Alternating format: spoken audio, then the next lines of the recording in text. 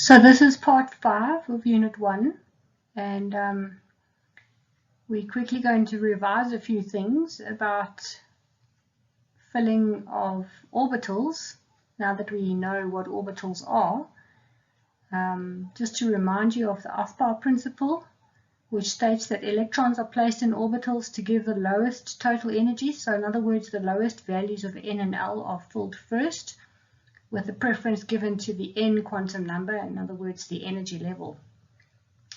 As part of this Aufbau principle, there are two others which need to be used together. One is the Pauli exclusion principle, which states basically that each electron has a unique set of quantum numbers, and also Hund's rule, where electrons are filled to maximum multiplicity, in other words, the maximum number of unpaired electrons first. Okay. Now, these things basically came from the various scientists, one of whom was Wolfgang Pauli, who won the Nobel Prize in Physics in 1945, and the other one is from Friedrich Hund, and they came up with these ideas, and we use them. For the revision of Hund's rules, we know that electron repulsion is going to result in higher energy for electrons that are in the same orbital. So what that means is that when we're placing orbitals together, they must be placed in with opposite spin, such that we minimize the energy requirements for the two electrons in the orbitals. Okay. The other thing that we need to have a look at is something called multiplicity. This is where there's a number of possible energy levels given by the number of unpaired electrons plus 1.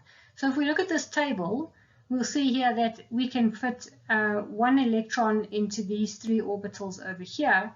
We have one unpaired electron, and that means that the multiplicity is 2. For 2 unpaired electrons over here, the multiplicity becomes 3.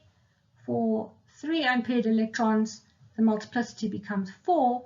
Now, if we go back to the situation where we have 4 electrons, there are now only still 2 unpaired electrons, and therefore the multiplicity is 3. And again, for 5 electrons, we only have 1 unpaired electron, therefore the multiplicity is 2. And when we have 6 electrons in 3 different orbitals, there are no unpaired electrons, therefore the multiplicity is 1. So the maximum multiplicity we can ever have in a case of 3 orbitals is 4.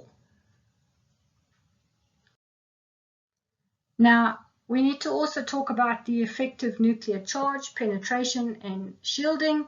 So we have the actual nuclear charge, which is given as the atomic number Z. Because of many electrons, we find that the actual nuclear charge comes down to what we call the effective nuclear charge, because the electrons in those outer orbitals tend to be shielded from the nucleus by the inner electrons.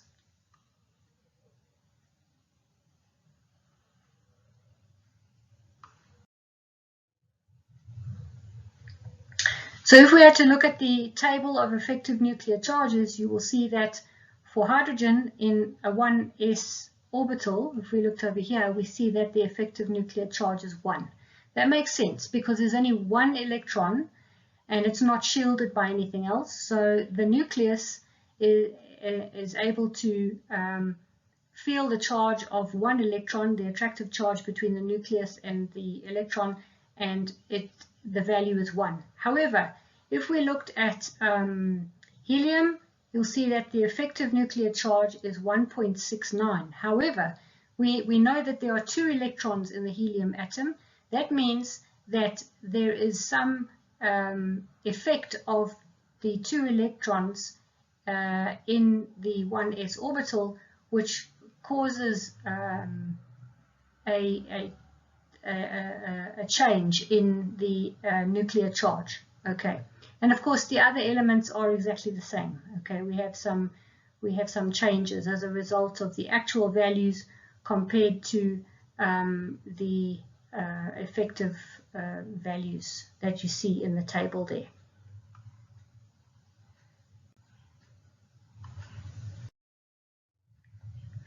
Okay, so when we fill orbitals, we have to take into account the shielding. So as the atomic number is going to increase, there is the shielding of the outer electrons by the inner electrons. So the simple order of orbital filling is only going to hold for low atomic numbers. The angular momentum quantum number L must also be taken into account. And for the outer orbital energy levels with an equal value of m but a different value of L, we're going to see that there's going to be some overlap of the energy levels. So for example, the 4s orbital is going to fill before the 3d orbital. This is because of the shielding that occurs.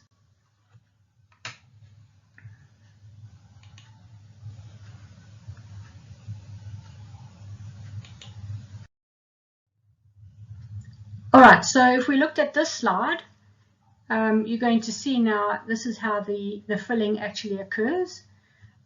So for the energy levels greater than or equal to 3, with the different value of L is going to result in overlap. So if we have a look here particularly, let me just put some kind of indication here, you're going to see that after 3p, the 4s and 3d orbitals are going to overlap. And this is simply because of the shielding that occurs with so many electrons in the energy levels, and you will find that this occurs for the start of the first row of transition elements.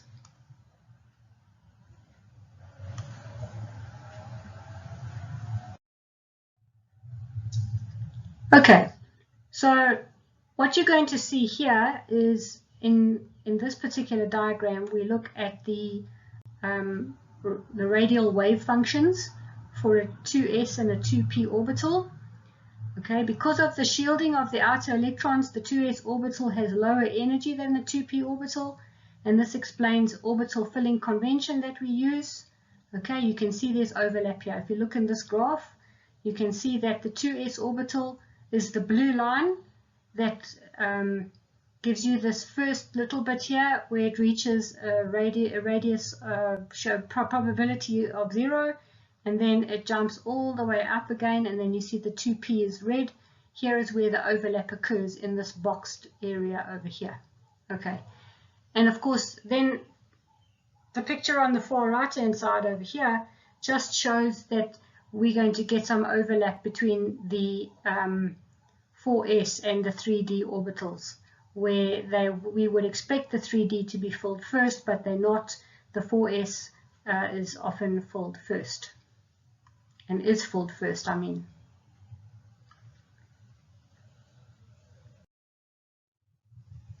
Okay, this is another graph of energy versus atomic number, which shows the non-linear behavior of the relationship between energy versus atomic number for those higher orbitals.